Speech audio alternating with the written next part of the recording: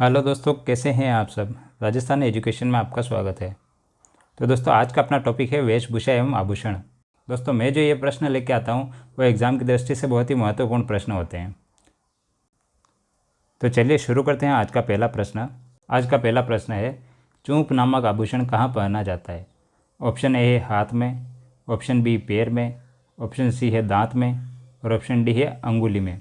तो दोस्तों, चूंप नामक आभूषण है वह दांत में पहना जाता है। ऑप्शन सी इसका सही आंसर होगा। अब बढ़ते हैं अगले प्रश्न की ओर। अगला प्रश्न है, मेमंद आभूषण पहना जाता है। ऑप्शन ए है पैर में, ऑप्शन बी है सिर पर, ऑप्शन सी है दांत में और ऑप्शन डी है गले में। तो दोस्तों, मेमंद आभूषण है वह सिर पर पहना जाता है। ऑप्शन बी इसका सही आंसर होगा। अगला प्रश्न है, निम्न में से सुमेलित नहीं है। जो दोस्तों सुमेलित नहीं है वो बताना है आपको। ऑप्शन ए है मेमंद सिर पर, ऑप्शन बी है तगड़ी कमर पर, ऑप्शन सी है चौंप दांत में और ऑप्शन डी है नथ नाक में। तो दोस्तों, जो सही सुमेलित नहीं है वह है चौंप दांत में। तो ऑप्शन सी सुमेलित नहीं है। चौंप दांत में नहीं बल्कि चौंप गले में पहना जाता है। तो ऑप्शन सी इसका सही आंसर होगा। अगला प्रश्न है, केरी बांध की ओढ़नी किस जाति की स्त्रियों में लोकप्रिय है। ऑप्शन ए है मीणा, ऑप्शन बी है जाट, ऑप्शन सी है गरासिया और ऑप्शन डी है आदिवासी। तो दोस्तों, केरी बांध की ओढ़नी है वो आदिवासी स्त्रियों में लोकप्रिय है। केरी बांध की ओढ़नी आदिवासी स्त्रियां पहनती है। तो ऑप्शन डी इसका सही आंसर होगा। अब बढ़ते हैं अगले प्रश्न की ओर। अगला प्रश्न है, तिमणिया नामक आभूषण कहाँ पहना जाता है। ऑप्शन ए है कान में, ऑप्शन बी है नाक में, ऑप्शन सी है गले में और ऑप्शन डी है पैर में। तो दोस्तों, तिमणिया नामक आभूषण है वह गले में पहना जाता है। ऑप्शन सी इसका सही आंसर होगा। अगला प्रश्न है, निम्न में से कौन सा आभूषण नाक का है। ऑप्शन ए है लौंग, ऑप्शन बी है नथ, ऑप्शन सी है चौंप और ऑप्शन डी है सभी। तो दोस्तों, लौंग, नथ व चौंप तीनों आभूषण नाक के हैं। तो ऑप्शन डी इसका सही आंसर होगा। अगला प्रश्न है, तगड़ी आभूषण पहना जाता है। ऑप्शन ए है हाथ में, ऑप्शन बी है अंगुली में, ऑप्शन सी है कमर में और ऑप्शन डी है सिर पर। तो दोस्तों, तगड़ी आभूषण है वह कमर में पहना जाता है। ऑप्शन सी इसका सही आंसर होगा। अगला प्रश्न है, रखन किसका आभूषण है। ऑप्शन ए है हाथ का, ऑप्शन बी है सर का, ऑप्शन सी है दांत का और ऑप्शन डी है पैर का। तो दोस्तों, रखन दांत का आभूषण है। ऑप्शन सी इसका सही आंसर होगा। अब बढ़ते हैं अगले प्रश्न की ओर। अगला प्रश्न है, अंगरकी का ग्रामीण भाषा में नाम है। ऑप्शन ए है तिलका, ऑप्शन बी है बुगतरी, ऑप्शन सी है जामा और ऑप्शन डी है धोती। तो दोस्तों, अंगरकी को ग्रामीण भाषा में बुगतरी कहा जाता है। ऑप्शन बी इसका सही आंसर होगा। अगला प्रश्न है, मुर्गिया आभूषण पहना जाता है। ऑप्शन ए है हाथ में, ऑप्शन बी है कान में, ऑप्शन सी है दांत में और ऑप्शन डी है गले में। तो दोस्तों, मुर्गिया नामक आभूषण है वह कान में पहना जाता है। ऑप्शन बी इसका सही आंसर होगा।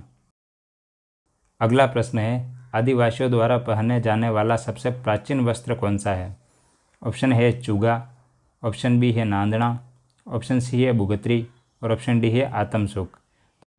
तो दोस्तों, आदिवासियों द्वारा पहने जाने वाला सबसे प्राचीन वस्त्र है वह है नांदना। ऑप्शन बी इसका सही आंसर होगा। अगला प्रश्न है, राष्ट्रीय स्तर पर किस राजस्थानी पोशाक को मान्यता मिली है। ऑप्शन ए है लहरिया, ऑप्शन बी है सरारा, ऑप्शन सी है जोधपुरी कोट पैंट और ऑप्शन डी है अंगरकी। तो दोस्तों, राष्ट्रीय स्तर पर जिस राजस्थानी पोशाक को मान्यता मिली है वह है जोधपुरी कोट पैंट। ऑप्शन सी इसका सही आंसर होगा। अगला प्रश्न है, मोठड़ा वेशभूषा के कौन से प्रकार के अंतर्गत आता है।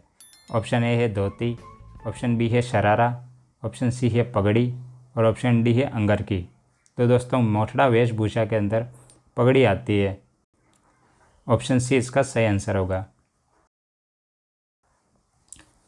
अगला प्रश्न है, दामना नामक आभूषण कहाँ पहना जाता है। ऑप्शन ए है हाथ में, ऑप्शन बी है पैर में, ऑप्शन सी है सिर पर और ऑप्शन डी है अंगुली में। तो दोस्तों दामना नामक आभूषण अंगुली में पहना जाता है। ऑप्शन डी इसका सही आंसर होगा। अब बढ़ते हैं अगले प्रश्न की ओर। अगला प्रश्न है कमर पर बांधे जाने वाला वस्त्र जिसमें कटार या तलवार घुसी होती है। तो दोस्तों कमर पर बांधे जाने वाले वस्त्र का नाम बताना है आपको जिसमें कटार या तलवार घुसी होती है। तो ऑप्शन ए है अंगोछा, ऑप्शन बी है अचकन, ऑप्शन सी है पटका और ऑप्शन डी है रुमाल। तो दोस्तों कमर पर बांधे जाने वाला वस्त्र जिसमें कटार या तलवार घुसी होती है वह है पटका। ऑप्शन सी इसका सही आंसर होगा। अब बढ़ते हैं अगले प्रश्न की ओर। अगला प्रश्न है पुरुषों द्वारा शरीर के ऊपरी भाग में पहना जाने वाला वस्त्र है। ऑप्शन ए है अंगोछा, ऑप्शन बी है पेंट, ऑप्शन सी है पटका और ऑप्शन डी है बुगतरी। तो दोस्तों पुरुषों द्वारा शरीर के ऊपरी भाग में पहने जाने वाला वस्त्र है वह है बुगतरी। ऑप्शन डी इसका सही आंसर होगा।